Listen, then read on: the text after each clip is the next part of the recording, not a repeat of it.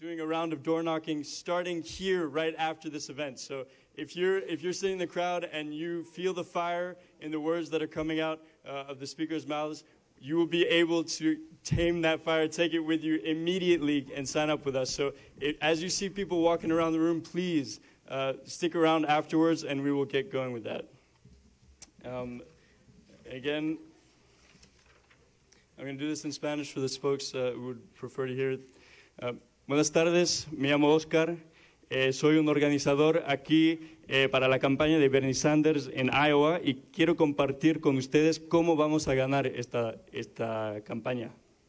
El 3 de febrero a las 6:30 de la noche, miles de personas a través del estado van a participar en una junta comunitaria que se llama un CAUCUS, y allá van a escoger el candidato que apoyan para que sea el próximo presidente de los Estados Unidos. Además de las juntas comunitarias típicas, por primera vez tendremos también una junta comunitaria bilingüe, y esa junta comunitaria bilingüe estará en el Better Day Café en Storm Lake. ¿Okay? Y para todos que prefieren hacerlo, este caucus en español, podrán hacerlo allá. ¿Okay? Solo tenemos 8 días hasta el caucus. No va a ser fácil ganar y nominar a representante demócrata quien enfrentará a Trump en las elecciones generales. Hay muchos billonarios y corporaciones quienes han comprado el gobierno para que trabaje para ellos y no para nosotros. Okay. Si eres un ciudadano, vives en Iowa y vas a tener 18 años antes del 6 de noviembre de 2020, puedes participar en la junta comunitaria y tienes que hacerlo. No tienes que registrarte antes. Si estás ahí, puedes participar. Y si no puedes votar, sí puedes ir al caucus como observador. ¿Okay? Si quieren que se paren las deportaciones, si quieren que las familias con y sin papeles tengan acceso a doctores y hospitales, si quieren que los estudiantes con y sin papeles pueden estudiar en las universidades gratis, tenemos todos que ir al caucus. Y por todas esas razones y muchas más, les estamos pidiendo que hagan 2 cosas.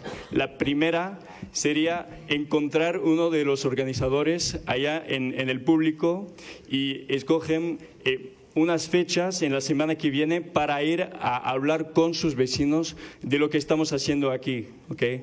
La segunda cosa es que después de este evento vamos a tener una pequeña junta y ir a hablar con vecinos esta noche. Así que si escuchen lo que está pasando y sienten como esa energía de ir y hablar con vecinos, por favor quédense atrás y vamos a hacer cosas gigantes en esta semana que nos queda. So thank you so much. A big round of applause to everyone that we're going to have on stage, and thank you for being here.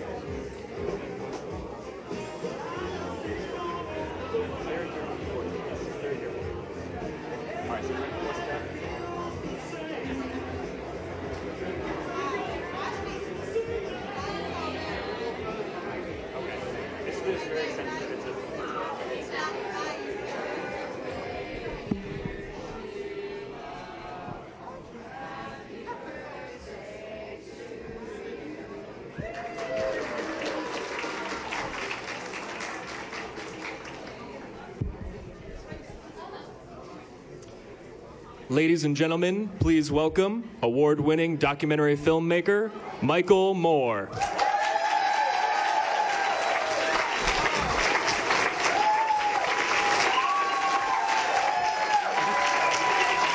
Thank you. Wow.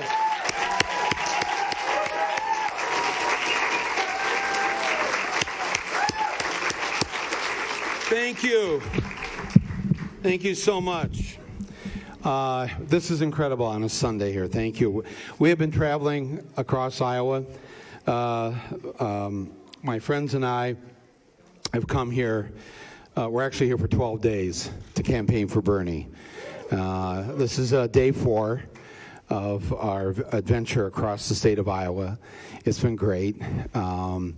We were yesterday at the home of Wonder Bread, where I did not know Wonder Bread was invented here in Iowa. We just passed the world's largest popcorn ball. It's not going to get better than that, right? It's all downhill after this. Oh my God, it's wonderful, and it's just been cool to type friends or to text them saying that I'm on my way to Storm Lake. But I'm so happy to see so many people here today for Bernie.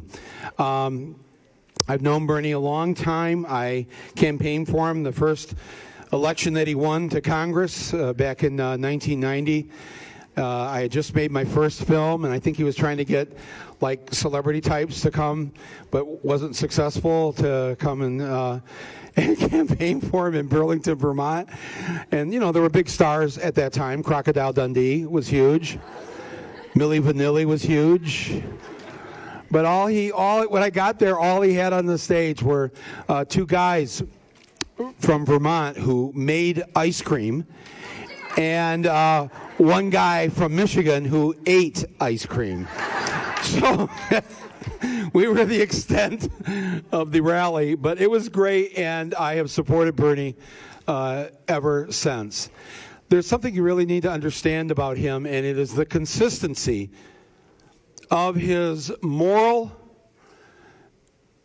and his righteous fight for the average person in this country. And he's never wavered from it. This is what's so, people say, why are you for Bernie? Why aren't you, because there are many good people running this year. And you've watched the debates. At every debate, I think just about everybody on the stage said something I thought, wow, that's incredible. You know, Julian Castro, I think it was Cory Booker, said, here's the list of people I'm going to release from prison on day 1. We're going to stop this mass incarceration. I mean, every debate, so many good things were said. And I thought, well, this is such a great year that we're in. And in the car, we were saying, you know, this is kind of like church today, because it is Sunday, right? For those of us who were raised that way. And so we looked up what the reading is for today. And if you're anybody here Catholic, or you're raised Catholic, or yeah, it's like the same reading across the whole world on this day. And it talks about, it's from 1 Corinthians, and not the Corinthians Trump was reading. Corinthians 2, the sequel to Corinthians 1. But it's Paul's letter to the Corinthians, and he said, and the whole part of the reading today is about factions, and we're not going to win with factions. Ultimately, we're going to win because we're all going to come together. We're all going to come together. Yes, you know, some people support this candidate, some people support that candidate for various reasons. And this should be the year you really should support the candidate that most closely aligns with the things that you believe in, and the candidate who has the consistency of purpose and message and action. 1963, you can look this up. Just type in Google, Bernie arrested. All right? Not what you usually type in for a presidential candidate. And there's that picture of him in 1963 at a civil rights demonstration in Chicago about the segregation in the Chicago school system. And they are carting him away. There's police locking him, both arms, and he won't go. He obviously did not show up to the civil disobedience training where you're supposed to go limp. Don't fight just go limp. They'll put the handcuffs on you, and he's like, and it's like, wow. He's a teenager in college, and he's doing this. I just read this morning that he wrote in 1972 about there should be no laws against anybody who's in love with somebody of the same gender. This is 1972. The term gay rights didn't exist. It's only 3 years after Stonewall. And there's Bernie Sanders. What percent of the population do you think agreed with Bernie in 1972 when he wrote that? Right? With single digits. If that. But he's never made up his mind based on polls or percentages or whatever. We wake up this morning, he's number one in New Hampshire and Iowa. And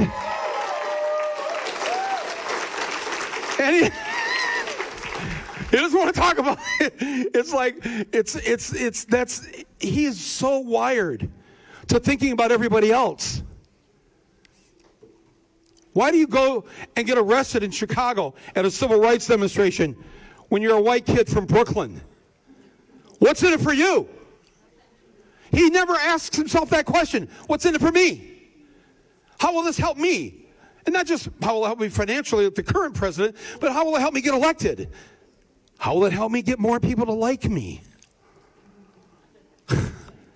He's never been wired that way.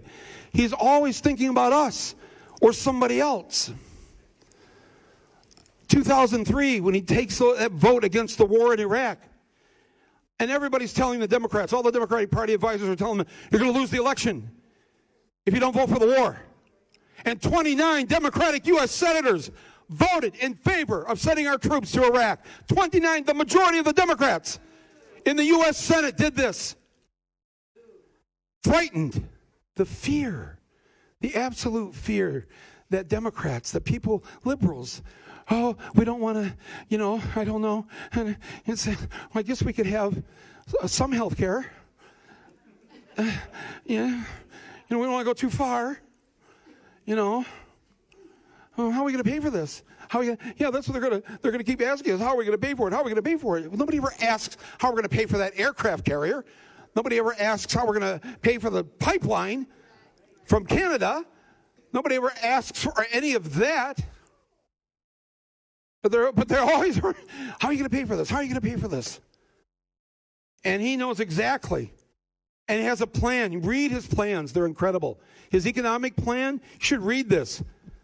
The 1%, when they woke up to that news this morning that he's ahead, they must have had a very hard breakfast.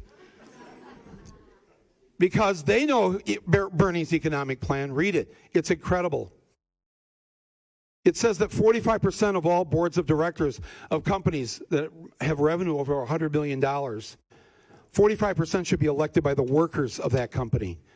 In Germany, it's 50%. You know that? Every German corporation over a certain amount of their revenue, how large they are, 50% have to be workers. In Iceland, every corporation, 40% of the board must be women. 40%. And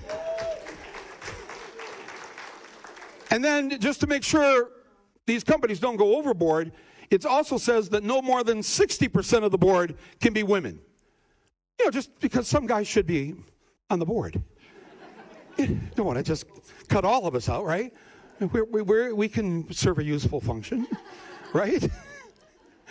No, but listen, my friends, the rest of the developed world, the free world, that's how they're living. They take care of their people. You need daycare in France, it's $1 or $2 an hour. The rest of it's subsidized by the government. That's why I could go down all these countries the way they live. They say, well, they pay all those taxes. They all pay all those taxes. They tax them to death in France, in Norway, in Sweden. No, actually, we pay more taxes than any other industrialized country in the world, except we don't call them taxes. When they have free or nearly free health care in their country, when they have free daycare, when they have free senior care, when they have all the free college, they have all. Germany, this is how cool Germany is. A couple years ago, they passed a law saying that we, Americans, you can come to college in Germany for free. You don't have to be German. And they'll construct a curriculum, a schedule for you of classes taught only in English.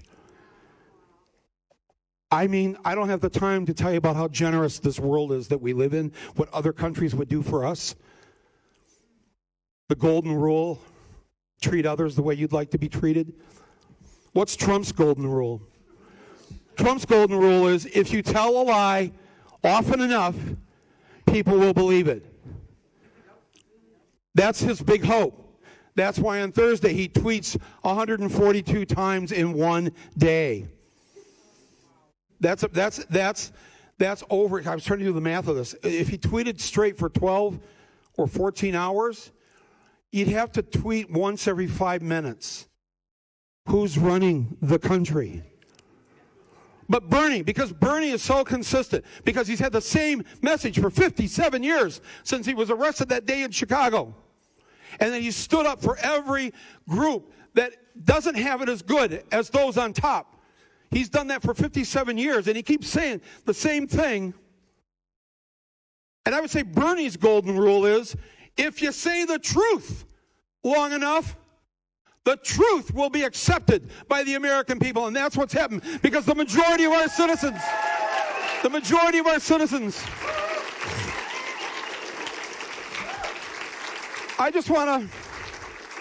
I want to close with just two very quick things, because we're off to Sioux City after this, and but we're so happy to be here at Storm Lake. Many of you have been canvassing, going door to door. I've been doing this. We get asked a lot of the same questions. What is democratic socialism? You know, and I have a very easy explanation for it. It is the rich. The rich will have a harder time getting into heaven than a camel will have getting through the eye of a needle. That's democratic socialism.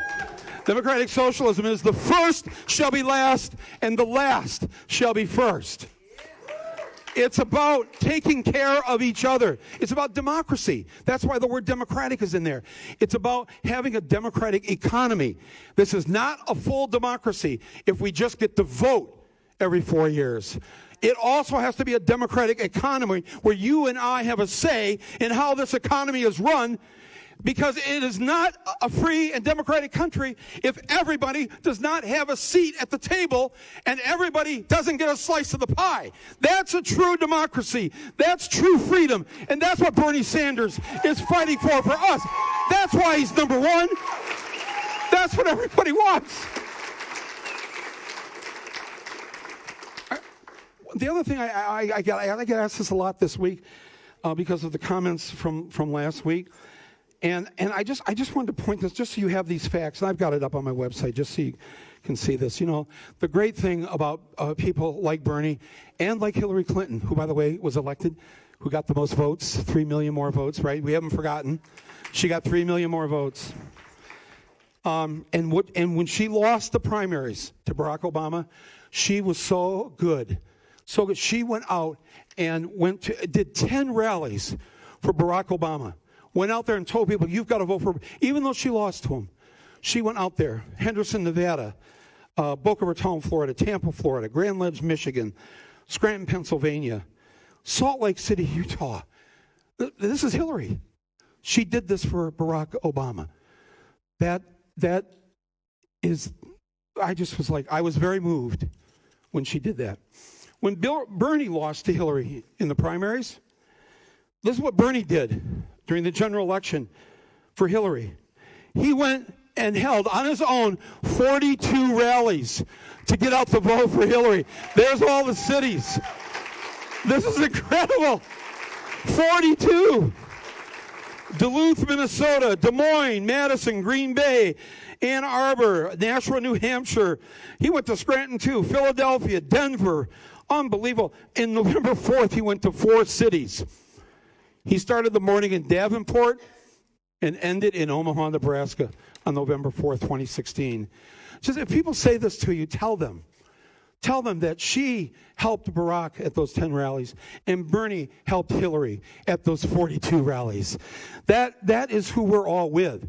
This is a generous, kind, loving person who isn't doing any of this, fighting for the climate emergency that we're in the middle of. This is, why do you think young people are for him? One poll 2 weeks ago, 52% of 18 to 35-year-olds are for Bernie. They're for the oldest candidate, the youngest people. Why is that? We love our parents. What they figured out is that Bernie is fighting for their future. It's their future. And so I ask my fellow boomers as I cross the country, if you haven't figured out what to do this year, vote with your children. Vote for your children. It's their future we're voting for now. If they say this is who they want for President of the United States, let's pay some attention to that. Let's give them that. Let's give them that.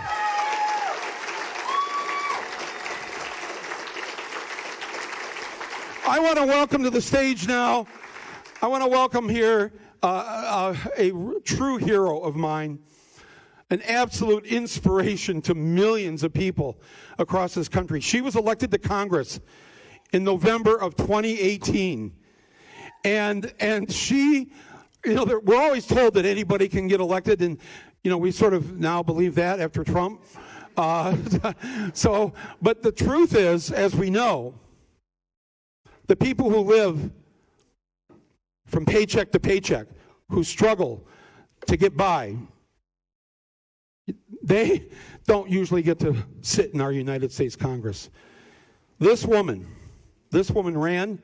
She ran against the fourth most powerful Democrat in the primary. She ran against the fourth most powerful Democrat in Congress and won that election. And I believe that there are dozens, hundreds, maybe thousands of women this year, from village councils to school boards to the U.S. Congress, that are going to be running in November in large part because they've been inspired by this woman. Please give her a warm Storm Lake welcome to Representative Alexandria Ocasio-Cortez.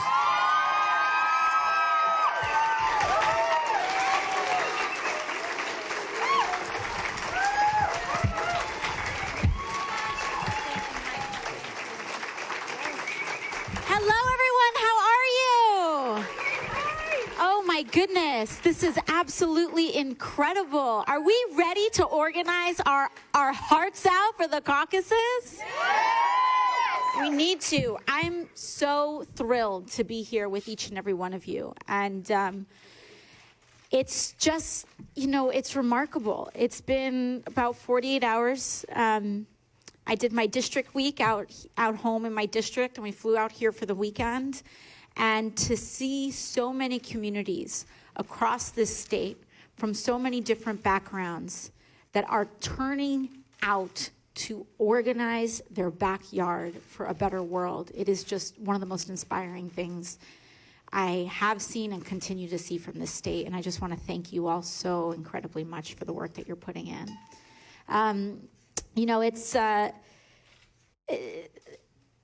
coming from the background as an organizer, this is always very meaningful to me. This work is very, very meaningful to me. And it's very purposeful because there's so much that's going on in Washington, D.C. that is so removed from the reality of our lives, yet it impacts the reality of our life so much. And my first year in Congress has been a whirlwind, and it's honestly quite shocking sometimes. Like, every day I'd walk in and be shocked and stunned, and people would just be like, why are you surprised? This is normal. I'll never forget, so I sit on the Committee for Financial Services and the Oversight Committee in the House. And I'll never forget that there was a hearing going on in the Financial Services Committee. I believe it was about marijuana legalization or marijuana regulation. So I head down, and I'm going down a little bit early for the hearing. And there are all of these people waiting outside the hearing room. And they are people who lacked housing, people experiencing homelessness, waiting outside the hearing room. And I see this long line of people. And I turned to my aide and I said, oh, are these folks demonstrating? Is this like a public demonstration on housing, or is there something happening today? And he turned to me and he said, no, lobbyists pay these folks to hold a space in line for them so that they can get into the hearing room before anybody else. And they pay so that they can get into a hearing room. And this was very shortly after I got sworn in and after I started my work, and my blood started to boil. I was furious. I was furious. Not because these folks are trying to earn, do an honest job and pick up their lives. But I was furious at the exploitation. I was furious that folks were in a position where that is what they had to do. I was furious that the rich and the powerful could pay to go to a public hearing, whereas an everyday person would have been locked out from that. And I was just livid. And I remember he took a step back and he said, you're right, this isn't normal, but working here, it's such a common sight that it's something that people just almost take for granted. And there's so many instances like that all the time in my first year, not just in the culture of DC, but sitting in that seat in a hearing room. And we've had some of the most powerful people in the world come in. CEOs of all the big major banks, pharmaceutical executives, people responsible for decisions that, determine whether someone loses their home or not, whether someone can afford their prescription or not. And to have folks just lie, or just be, at minimum, at most generous, offer very misleading statements to determine our public policy. It goes so much deeper to the systems and power change that needs to happen here in this country.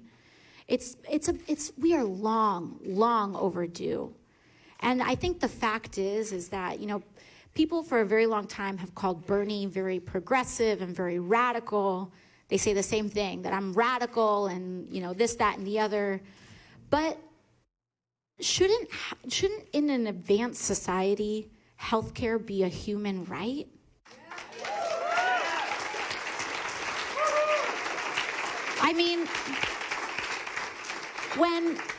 When we know that burning fossil fuels is contributing to the destruction of our planet, to rising sea levels, to increased droughts, to worsened and exacerbated wildfires, shouldn't transitioning away from fossil fuels entirely be common sense?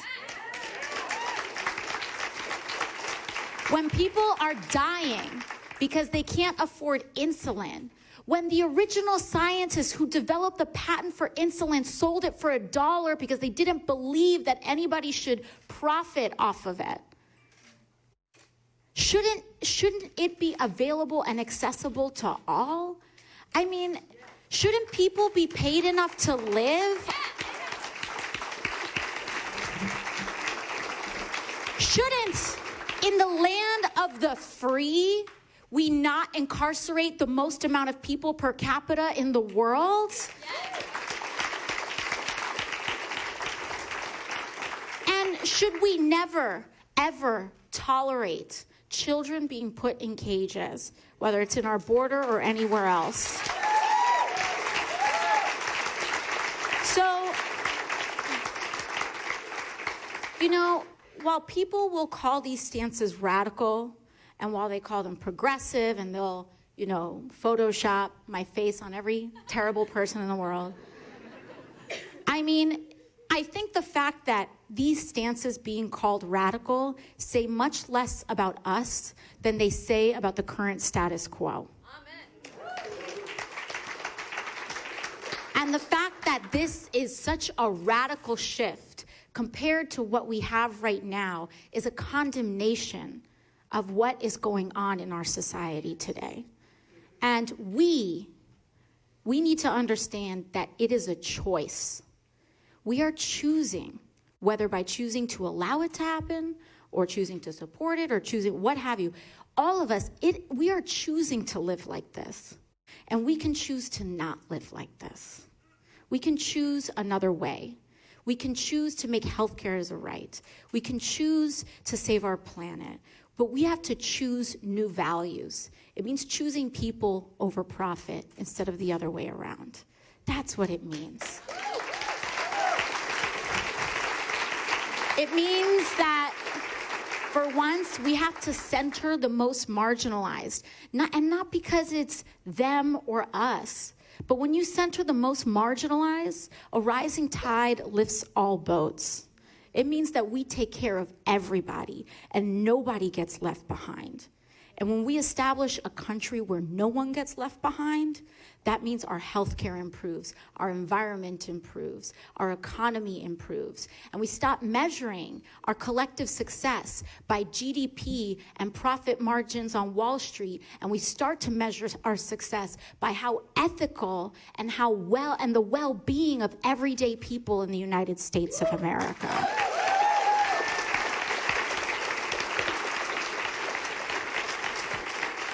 And that's what this is about. And it just makes sense. A single-payer healthcare system will save us money over a for-profit healthcare system. It's just, that is what, and you don't have to take my word for it. Look at every other country in the world. Every other developed country in the world does not choose this system that we have today. The fact that people have to go to Canada to get insulin, we don't have to live like this. We truly don't. But it takes making courageous choices. And it takes fighting for someone you don't know. It truly does. Because when you fight for someone you don't know will fight for you. He'll fight for you. And so with that, it's just incredibly humbling. And it's really amazing, because being here feels a lot better sometimes than being in a hallway where, sometimes I call DC the upside down, where people kind of rationalize themselves into the most ridiculous conclusions. Like, actually, runaway costs of insulin are good because, and it's like, this isn't a book. This isn't a white paper. These are people's lives. And very often, whether it's a think tank or what have you, if you want a conclusion, you can hire someone to write the paper to justify the policy. And you can look at any lobbyist group in this country to know that. If you want an argument to keep burning fossil fuels or to increase the consumption of fossil fuels, a think tank will do that for you. Fracking, this was a big issue in New York State. People say that it's less carbon emissions. Well, that's because it lets off methane, which is 32 times or 30 to 36 times more powerful than carbon emissions. But because you're measuring in methane and not carbon, you can say that this is lower carbon emissions when it's actually worse when it comes to emissions contributing to climate change. We need to get real. We need to get real about a lot of these issues. And what it means is confronting some of the most powerful industries that have taken over our politics. It means taking on Wall Street. It means taking on Big Pharma. It means taking on fossil fuels. That's what we're taking on. And it also means taking on a for-profit prison and detention industry as well.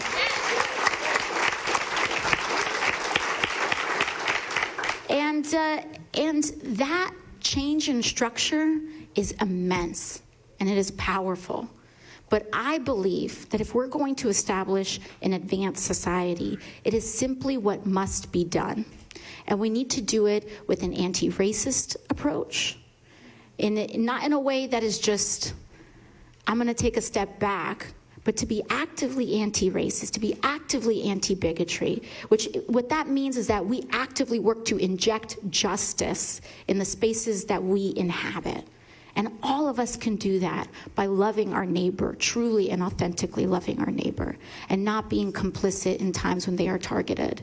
It's an ethos change, too. And I think right now, especially with what we've got going on in the White House, especially with, people talk about the divisiveness or the polarization of our politics.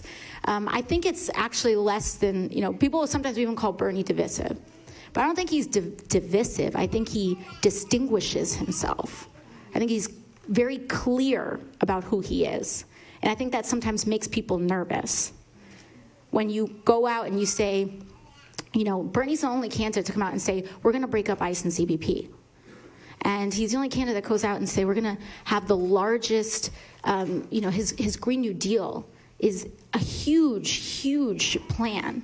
But he also names like the tough work that has to be done. And it's very easy for us to kind of talk about all of the easy aspects of this. But these transitions, they're tough decisions, but they're ones that I believe are necessary. And, it requires facing the music on a lot of policies that have failed. But doing so allows us to transition to policies that will be prosperous for all of us, that will help and center working people in the United States in our policy above many other considerations. And that's why we're here. That's why I was inspired to run. That's why I know many people in this room may consider to, whether it's through your PTA, whether it's your city council, or maybe you're considering running for Congress yourself. There's a lot of work that we have to do. And I'm just thrilled to join you all in doing it. So with that, I want to just thank you all. I don't know if the senator is ready yet.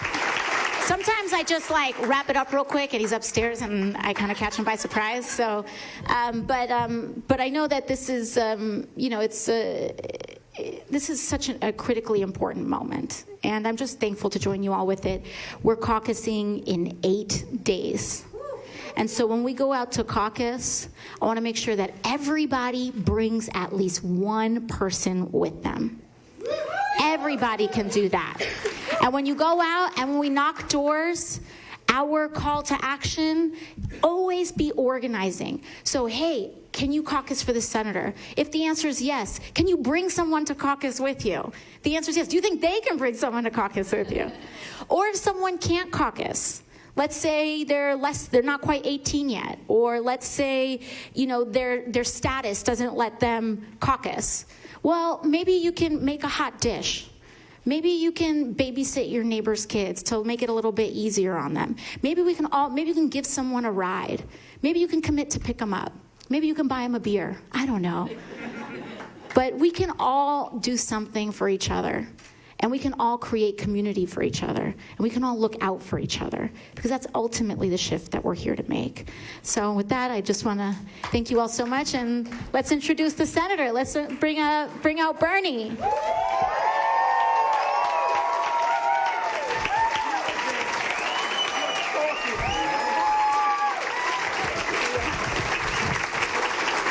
Thank you, Storm Lake.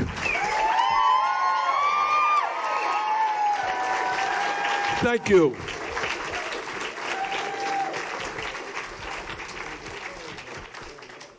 Let me begin by thanking Michael Moore. And I thank Michael not just for his active work on our campaign, which I appreciate very much, but I thank Michael for his life's work. I learned a long time ago that it is far more important to ask the right questions than to give the right answers. And very often in corporate media, we don't hear the right questions being asked. And Michael, throughout his life and in his films, has consistently asked the right and important questions, has had a huge impact on political discourse in America, and I thank Michael for all that he has done.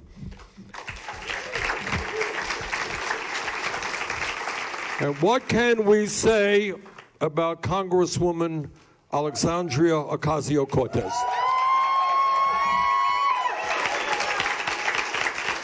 I think all that I can say is, having been in Congress, I was in the House for 16 years and been in the Senate for 14 years, that I cannot recall any first-term member of Congress who has had a more profound impact on American society than Alexandria has had. She has inspired working people all across this country and young people to get involved in the political process. And I can't think of anything more important than that. So I want to thank Alexandria. Now, as all of you know, I am a proud senator from the state of Vermont. and my constitutional responsibility is that I am in Washington, D.C. for the impeachment trial of Donald Trump.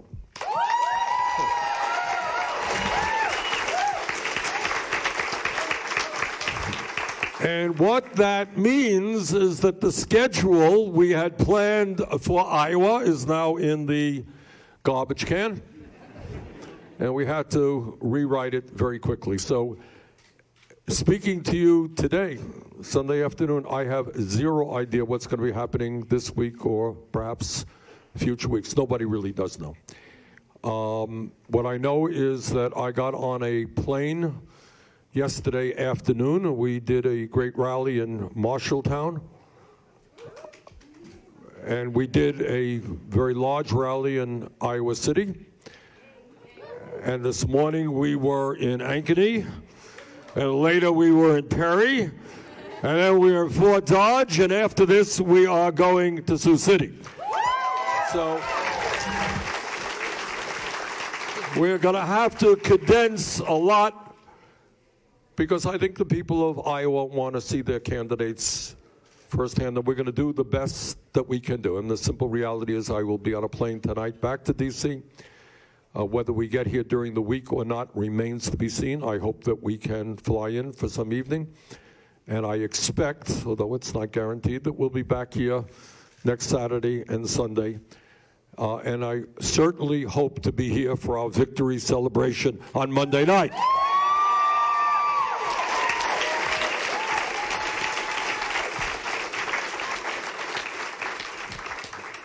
Now, we're in a hard-fought contest. There was a poll out today that had us 1 point ahead and another poll that had us a little bit behind. But I'll tell you why I think we're going to win here in Iowa. And the reason is not just because we're spending a lot of money on TV ads. You've seen the TV ads. I hope you've seen the TV ads. We're spending a fortune on the TV ads. I hope somebody is watching them. And radio ads and newspaper ads. You know, we're doing that stuff, and that is very important. But I will tell you what is far more important, and that is the fact that there is nobody in the state of Iowa, no candidate, who has a stronger grassroots volunteer movement than we do.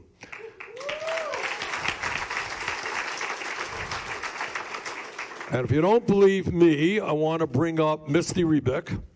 Misty is our state director, born and raised in Grinnell. Born and raised. She knows this state.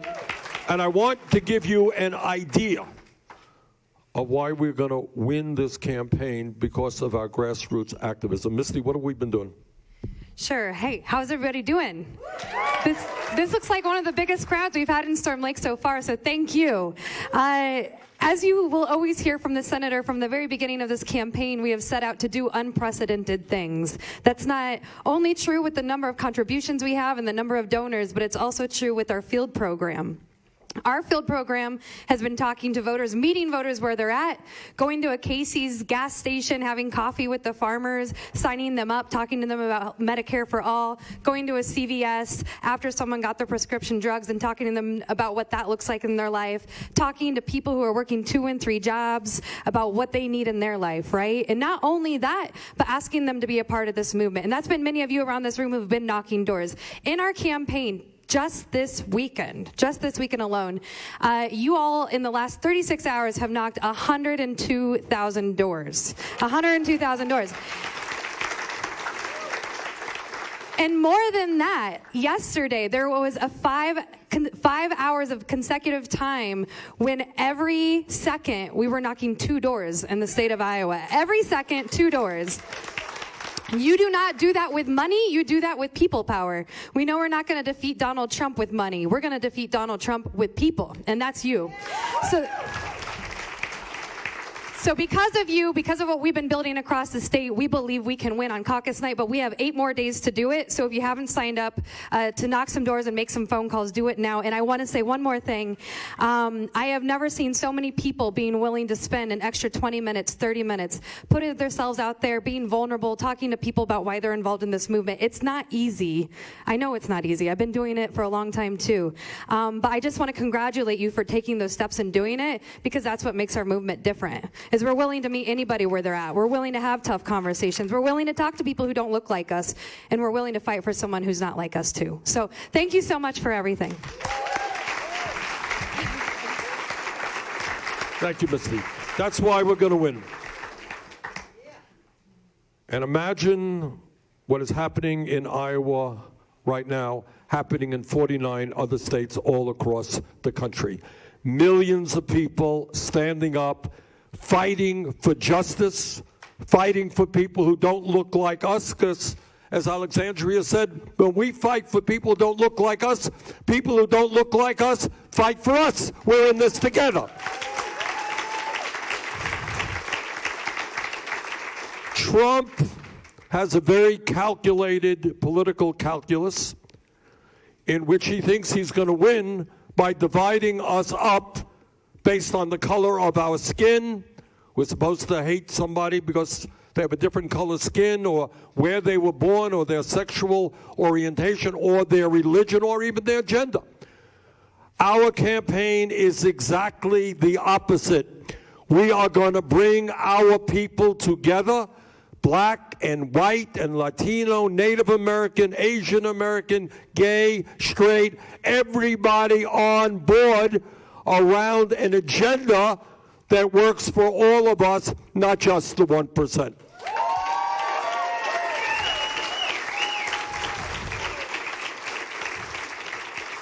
And we're going to win because I think working people in Iowa and Vermont and all across this country are tired of being ignored, are tired of being lied to, are tired of working 2 or 3 jobs and seeing almost all new income and wealth going to the top 1%, are tired of giving tax breaks to billionaires when 500,000 Americans tonight are sleeping out on the streets or in emergency shelters.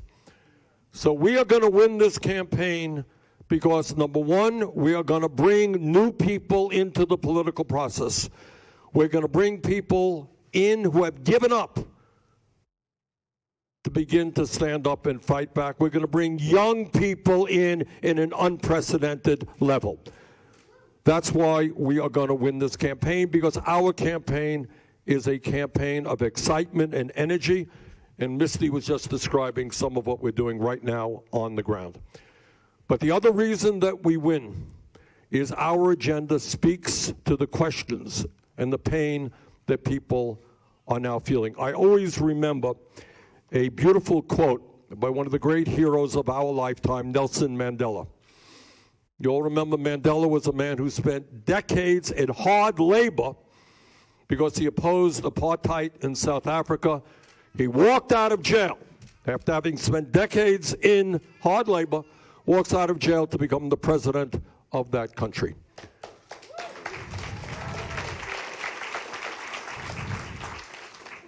And what Nelson Mandela said, which is very profound, he said, everything is impossible until it happens. Everything is impossible until it happens. In other words, what he was talking about is that the great struggle that we face is not just big money interests, as powerful as they are. The great struggle that we face is the limitation to our own imaginations as to where we can go as a people. If people tell you we can never successfully wipe out poverty in America, we will never wipe out poverty. If people tell you that we must continue being the only major country on earth not to guarantee health care to all people, we will never guarantee health care to all people. If people tell you that the fact that 3 people in America own more wealth than the bottom half of our society, that's the way it is, can't be changed, then we will continue to have massive levels of income and wealth inequality. So what this campaign is about, it is not only defeating Trump, and we will defeat Trump, but it is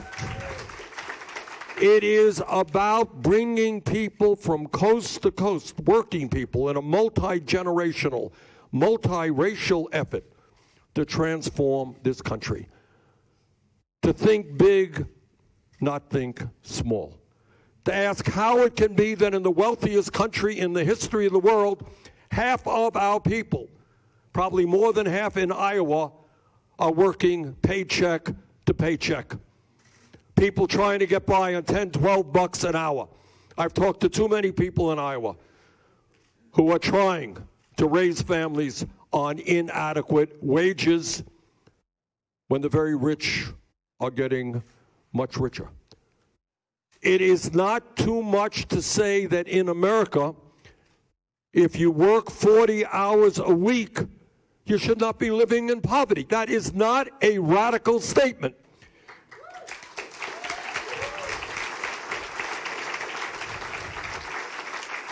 It is not a radical statement to say that we're going to raise the minimum wage to a living wage of 15 bucks an hour in every state in the country. It is not a radical idea to say that we should have equal pay for equal work so that women don't make 79 cents on the dollar compared to men. It is not a radical statement to make that when today millions and millions of workers want to join unions in order to get better wages and better benefits, that we have got to stop the illegal actions of corporations and employers from preventing them to do that. And that is why we are going to have a proposal, make it easier for workers to join unions. Anyone who drives around the United States of America understands that our infrastructure is collapsing, our roads, our bridges, water systems, wastewater plants. We can and will create millions of good-paying union jobs by rebuilding our crumbling infrastructure. Not a radical idea.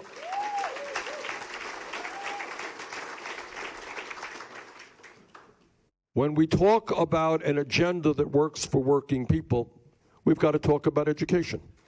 We've got to talk about the children of this country. And I want you just to think for a moment. Think outside of the box. Every child psychologist in the world will tell you that 0 through 4 are the most important years of human intellectual and emotional development. No one doubts that. So if nobody doubts that those are the most important years of our life, why do we have a dysfunctional child care system? Why do we have a system where working families cannot find high-quality, affordable child care? All right? Well, we're going to put an end to that dysfunctionality. We believe in universal, high-quality, affordable child care for every working family in this country.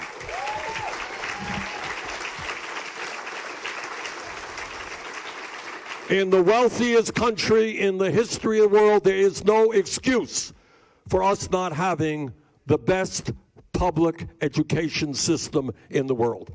And that is why, instead of giving tax breaks to billionaires, we're going to put funding into lower-income Title I schools. And by the way, if we believe in education, we believe in educators. We believe in teachers.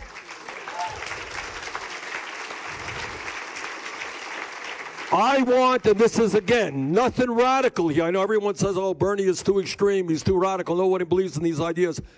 It's not true. If you believe in the future of this country, you believe in education, you believe in teachers. I want, on college campuses all over this country, young people to say, wow, I am so excited, I'm going to be graduating next year, I am going to become a teacher, because it is such an important job, having an impact on the lives of thousands of kids for a career. And that is why I want no teacher in America to earn less than $60,000 a year. And I do not want to have I don't want to see a system where kids in wealthy communities, where they can raise property taxes, get a better education than working class kids in communities that don't have the property tax base.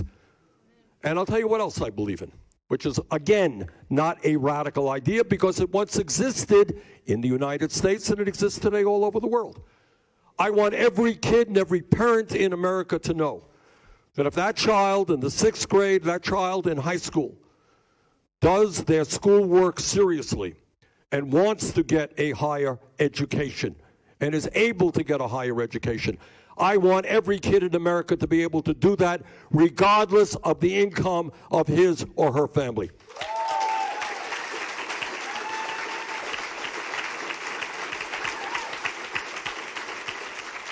And when we think outside of the box and we start asking ourselves some simple questions, we ask, how does it happen that 11 years ago, 12 years ago, United States Congress, against my vote, bailed out the crooks on Wall Street whose illegal behavior nearly destroyed our economy and caused so much suffering all over America? Congress bailed them out. Congress gave them trillions of dollars of zero-interest loans.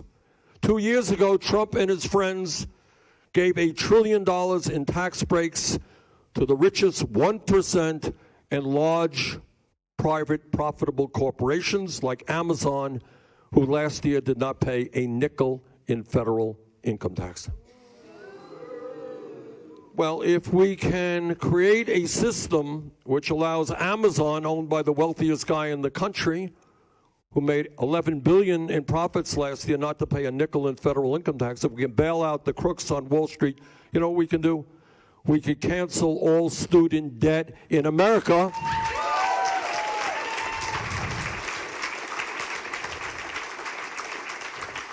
And we do that with a modest tax on Wall Street speculation. And when we talk about the issues facing working people, and I have had, today we're not going to have the time, but I've done this all over Iowa, and we have had some of the most emotional, painful town meetings that I have ever done in my life. So we talked about health care. And we talked about people standing up and saying, you know what? I'm paying $1,500 a month in premiums. I can't afford that.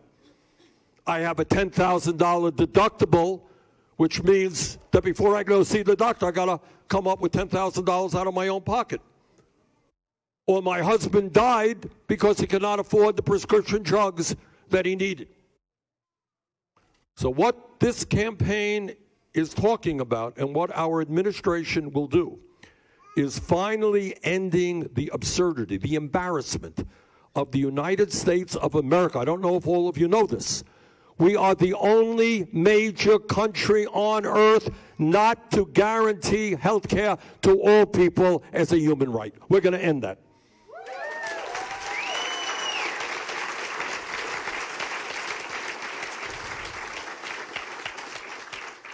This is not a radical idea. I was the former mayor of Burlington, Vermont, 50 miles from the Canadian border. Anybody here know what happens in Canada if you have a serious illness? You're in the hospital for a month, you got all kinds of procedures, all kinds of operations. You know what your bill is when you leave the hospital? Anyone know? Zero. You go to any doctor you want, you go to any hospital you want, you go to any clinic you want. You don't take out your wallet, you don't take out your credit card, you take out your Medicare for All card. That's it. Now, what we are going to do and what we intend to do, and I have to take a minute to explain it to you because the people who own the healthcare industry will lie a lot about what we are trying to do. So what are we trying to do? What does Medicare for All mean? It means that we start off with Medicare, which is the most popular health insurance program in America. Medicare, however, is not perfect. Medicare does not cover dental care, does not cover hearing aids, does not cover eyeglasses.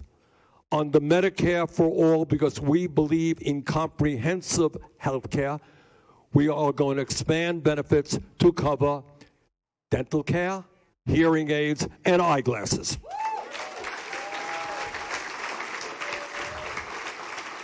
And you know what else we are going to do? And this is hugely important. We are going to cover under Medicare for All home health care so people can stay in their homes when they want to rather than be forced into a nursing home.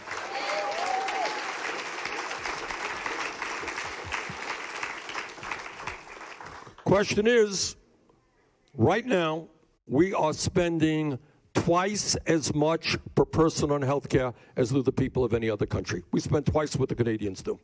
We're spending about $11,000 for every man, woman, and child, more than anybody in Europe, Canada, any place else. How does that happen? Why does that happen? It happens because, as I think all of you know, the function of the current healthcare system is not to provide quality care to all. It is to make huge profits for the drug companies and the insurance companies. And we're going to put an end to that. All right? I want to say a word on the drug companies. Of all of the corrupt institutions that function in Washington, I haven't quite figured out whether it's Wall Street or the drug companies. Not quite sure. But I will tell you this.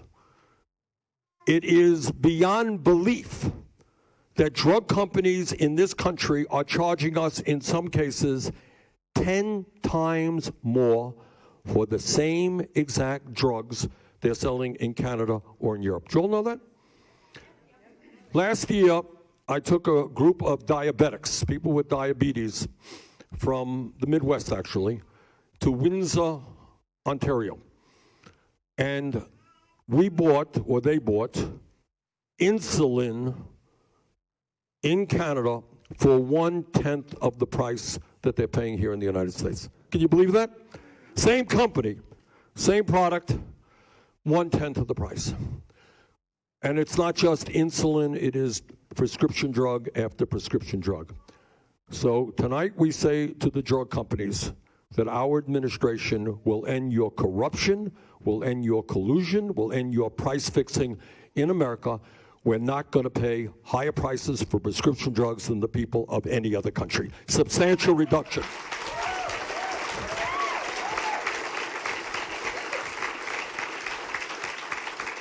And then you ask, well, how does it happen? I mean, how does it happen? Canada, the United States, neighbors. How does it happen that we pay 10 times more? Well, it might have something to do with the fact that over the last 20 years, the pharmaceutical industry has spent billions of dollars on lobbying and campaign contributions. Go to the internet. Find out how many Republicans and Democrats receive campaign contributions from the pharmaceutical industry, which speaks to the political corruption which goes on in America. All right? So our job and what Medicare for All means, and I want you all to understand it. You agree with me or not, but you have to understand it. What Medicare for All is about is eliminating all premiums. No more monthly premium. Because when you think about a premium, let's say you're paying $1,000 a month, that's nothing more than a tax to the insurance companies. It's not a tax to government. It's not a property tax, not a sales tax, not your federal income tax. It is a tax to the insurance companies. And sometimes that tax could be, I talk to people paying, well, you tell me, what are people paying premiums here? Who wants to tell me what you're paying? Anybody want to volunteer? Anyone paying $1,000 a month? $1,400. All right, that's, you know, yes, sir? $900 a month. All right. $900 a month is $10,000 a year. $1,400, God, that's what, $16,000, $17,000. That's what you're paying. And I don't even know if you have a deductible or anything else, co-payments. All right. So what we are paying for healthcare right now, the average family in America makes about $60,000 a year. That family is paying $12,000 a year. 20% of your income going for healthcare, and your employer, by the way, is paying $14,000. Which is a real drain on your employer's ability to do business. Paying $26,000 right there. What we do is eliminate, not a radical idea, is what goes on all over the world. We eliminate premiums. No more premiums for you, no more premiums for your employer. We eliminate co-payments. You don't have to come up with that $50 or the $100 for the doctor's visit. We eliminate the absurdity of a deductible. Think about a deductible. You're supposed to have insurance. You go to the doctor when you can, want to, not with a deductible. We eliminate that. We eliminate out-of-pocket expenses, and nobody in America will have to pay more than $200 a year for prescription drugs. All right?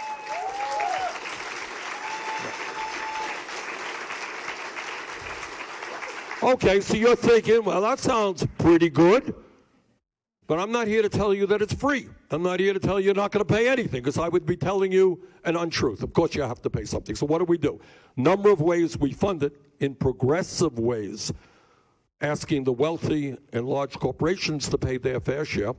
But we do have a tax, and I don't want to be dishonest. What we do is say, you're the average working person making $60,000 a year. You will pay a 4% tax on your income with a $29,000 exemption, okay?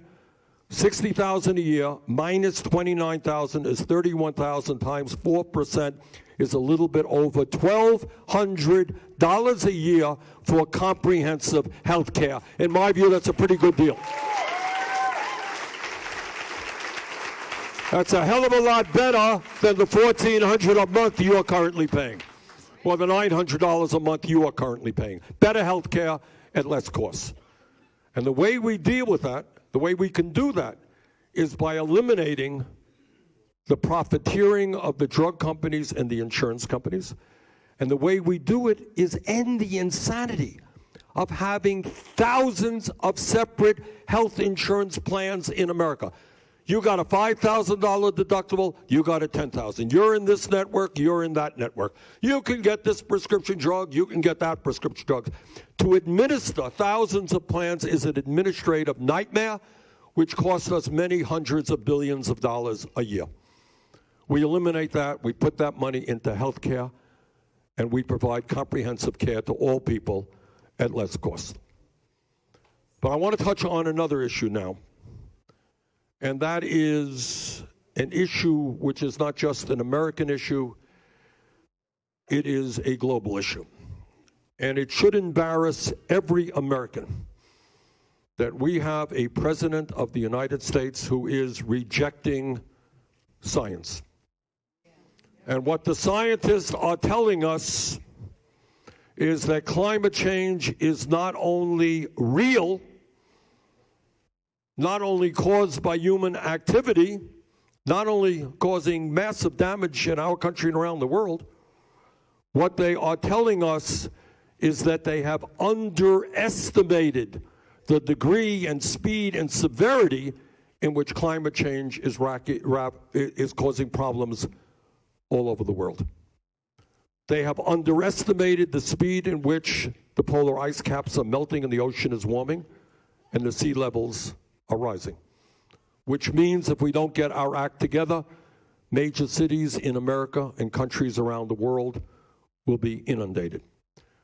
What it means is that drought will increase. As bad as it is now, it will get worse, which impacts agriculture, including Iowa agriculture. Your farmers will have a shorter planting season, their crop production will decline, and in fact, the nutritional quality of the food they produce will also decline. And when you have drought, what you have and will have is what's taking place in Australia right now. Everybody see what's happening in Australia? It looks like an apocalypse. It's a beautiful country which is now on fire. I was in Paradise, California last year, the city that burned. We do not want to see more wildfires more frequently and more severe. When we talk about what the scientists are now saying, it's the warming and acidification of the ocean, which means that fish are dying, and hundreds of millions of people who get their protein from fish will no longer be able to do that. We're talking about more extreme weather disturbances, massive torrential rainfalls, such as those that put that put Venice, Italy, underwater, and Houston, Texas, underwater. We'll see more of those. And what the United Nations tells us, which is really scary, is that if we don't get a handle on climate change, there will be hundreds of millions of climate refugees around the world. People unable to live in their communities because there's no water, they can't grow crops. And when people migrate by the millions, you have incredible international stress and tensions and the likelihood of more war. That is what we are looking at, and we have a president of the United States who denies all of that. And when he denies all of that, what he is doing is turning his back on the children of this country and his own grandchildren and future generations. So my promise to you, and I know it's not a radical promise, is that we will listen to the scientists.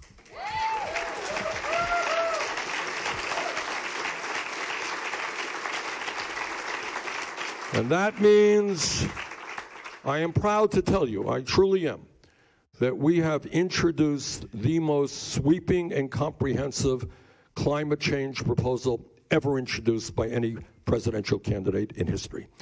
And people criticize me, needless to say, they get criticized every day by a lot of different people, and they say, Bernie, you're spending a lot of money. You think we got to spend a lot of money? I want everybody in this room to tell me what the alternative is. How much is too much when we are fighting to save the planet for our kids and our grandchildren?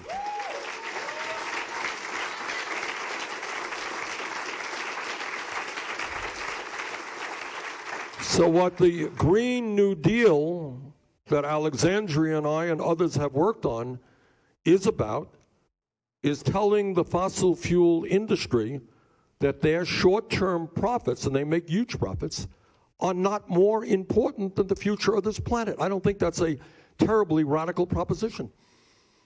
And what we are saying is that as fast as humanly possible, we will transform our energy system away from fossil fuel to energy efficiency and sustainable energies like wind, solar, geothermal. And I want to congratulate the people of Iowa. Your state is one of the leaders in the country in wind energy. Congratulations. But we have got to multiply that many times over and do it all over the country. And the good news here, to the degree that there is any good news in the struggle against climate change, is that under the Green New Deal, we can create up to 20 million good-paying jobs as we transform our energy system. And let me also say this. I wish I could tell you, but I can't because you know it's not true, that this is just an American issue. That if we in our country did the right thing, we could solve the problem. We can't. Whether we like it or not, this is a global issue. And as President of the United States, my promise to you is that I will do everything I can to lead the world to reach out to the people of China, who today are suffering incredible environmental problems, to reach out to the people of India, who are also suffering huge environmental problems, to reach out to Russia, to reach out to Pakistan, to reach out to Brazil, to make it clear to the entire world that we are in this together.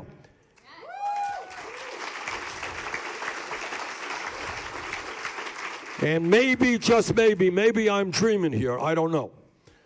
But maybe, just maybe, the world can begin to understand that instead of spending $1.8 trillion, 1.8 trillion every single year on weapons of destruction designed to kill each other, maybe we should pool our resources and fight our common enemy, which is climate change.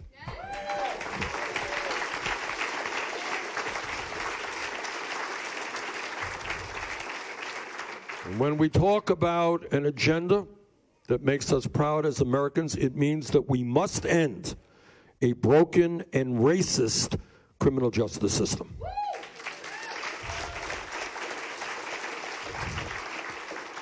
I want you, again, think outside of the box. What this campaign is about is trying to get people to ask the questions that the media, the corporate media, doesn't raise and that Congress doesn't raise. Question, a simple question. We're the richest country in the history of the world. Why do we have more people in jail than any other country on earth, including communist China, which does not tolerate dissent too well? And 4 times our size. China, 4 times our size, communist country. We've got more people in jail than China. We have over 2 million people in jail, disproportionately African American, Latino, and Native American. So what it seems to me what we have got to do is to start investing in our young people, in good jobs and education, rather than invest in more jails and incarceration.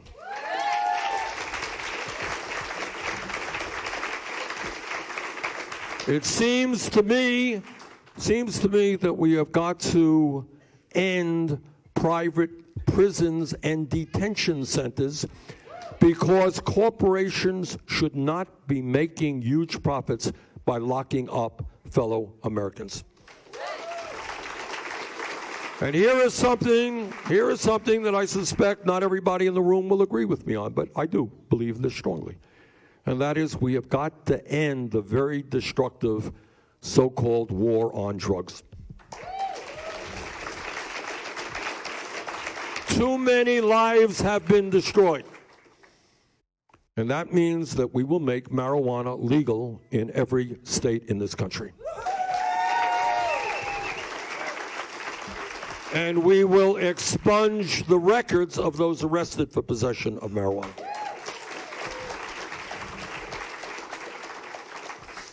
And there's another system that is broken that has to be addressed. We have a president today who demonizes every day, demonizes the undocumented. You hear him attacking the undocumented every day. And yet, despite his demonization of the undocumented, telling us how terrible these people are, please don't forget that as a private businessman, he hired hundreds of undocumented people to work in his resorts and his construction projects. What a hypocrite. So we're not going to demonize the undocumented. What we are going to do is move aggressively, and I think we can do this, for bipartisan legislation which brings forth comprehensive immigration reform and a path toward citizenship for the undocumented.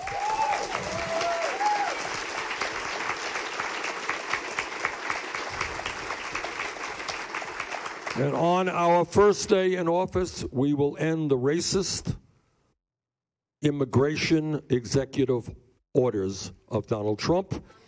And what we will do instead is reestablish legal protection for the 1.8 million young people eligible for the DACA program.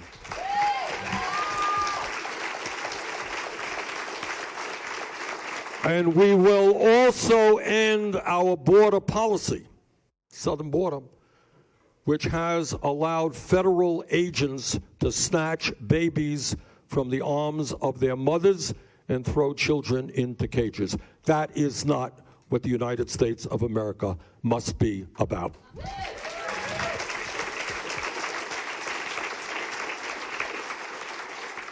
Everybody in this country, no matter what your politics may be, whether you live in a rural state like Vermont or in Iowa or urban areas like LA or Chicago, everybody is appalled by the kind of gun violence that we are seeing, and we're horrified when we read or see on TV another mass shooting.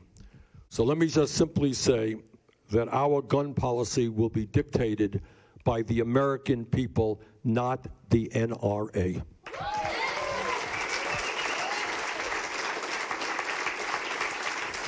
And that means, and the good news is, there is a growing consensus in this country from gun owners, and in my state we have a whole lot of gun owners, and from non-gun owners, from rural folks, urban people, that we need universal background checks.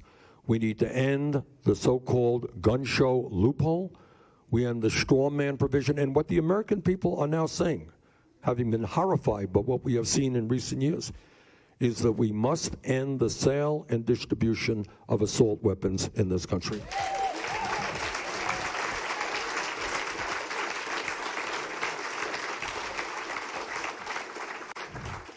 As a United States Senator, I spend a lot of time on the floor of the Senate listening to a lot of boring speeches. It's a great job, but that's not the best part of the job. And very often I hear from my Republican colleagues who get up and they say, you know, we believe, and this is their mantra, we believe in small government. And we believe in getting the government off the backs of the American people. Do what you want. You're free. It's a free country. Do what you want.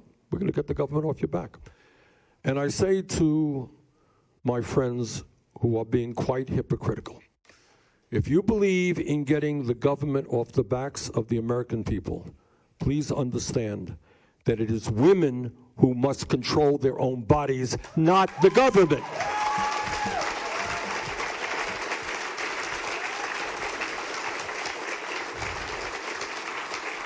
And as president, we will codify Roe v. Wade. We will make it law. And my promise to you is that I will never nominate anybody to the Supreme Court or any federal court who is not 100% pro Roe v. Wade.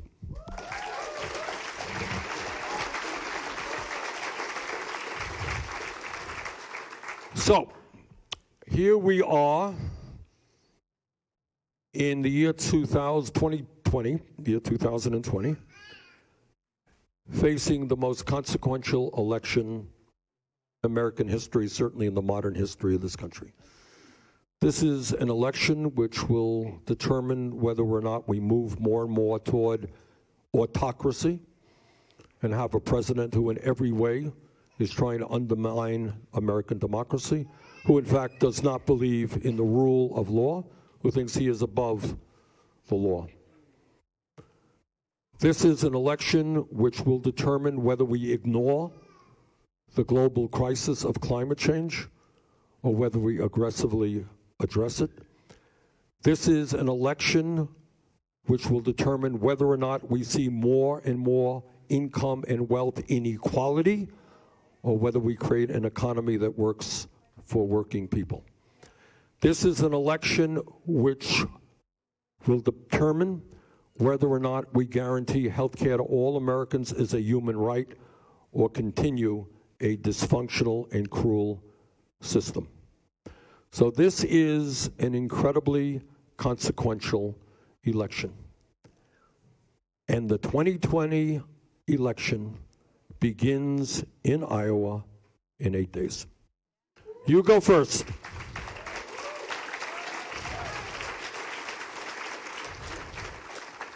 And the entire country, and not only the entire country, trust me, there will be media from all over the world converging on Des Moines on caucus night.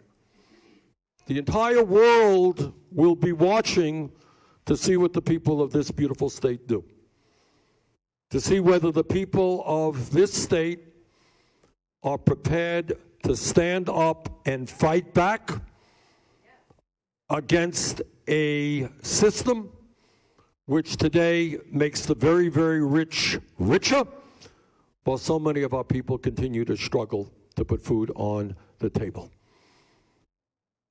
Whether the people of Iowa will stand up for economic justice, social justice, racial justice, and environmental justice, or whether we'll continue status quo, same old politics. So tonight, I mean, you have, and I have to tell you honestly, because I've been all over the state, we've had over 100 meetings like this. I am deeply impressed by how seriously the people of Iowa accept their responsibility. And I know that in this room, you should give yourself a hand. You deserve it. For whatever reason, you go first.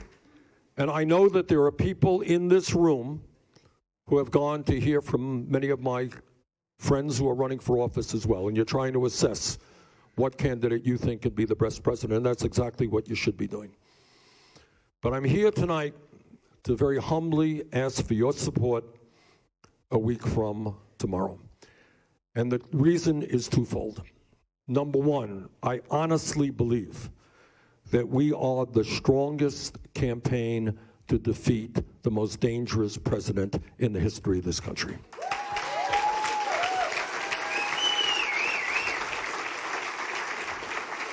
And I never would have gotten into this race if I did not believe that. And what you heard Misty talking about a moment ago, about the kind of grassroots organization we have here in Iowa, that's what we're building all over this country. And that is the way you win elections. You win elections, especially against Trump, by having the largest voter turnout in the history of this country. And I think our campaign is the campaign. Through our energy and our excitement in bringing more and more people into the political process, we are the campaign to do that. But the second reason I'm here to ask for your support is, yes, of course, we have got to beat Trump, but we have got to do more than that. We have got to tell, in the year 2020, the corporate elite, and that means Wall Street and the drug companies and the insurance companies and the fossil fuel industry and the military industrial complex and the prison industrial complex and the 1%. We have got to tell them that people throughout our history have fought and died for democracy, fought and died to have an economy that works for all of us. So this campaign is not only about defeating Trump, it is about, in a very profound way, transforming our economy and creating a government that works for everyone, not just the 1%.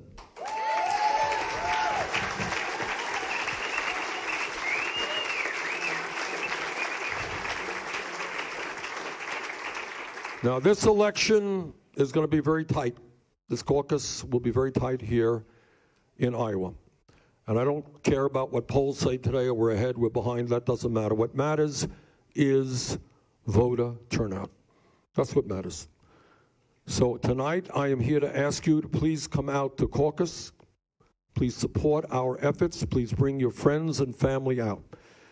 And I will tell you this, that if on election night, some TV guy says, well, there is a high voter turnout, you don't have to go further. If there's a high voter turnout, we win.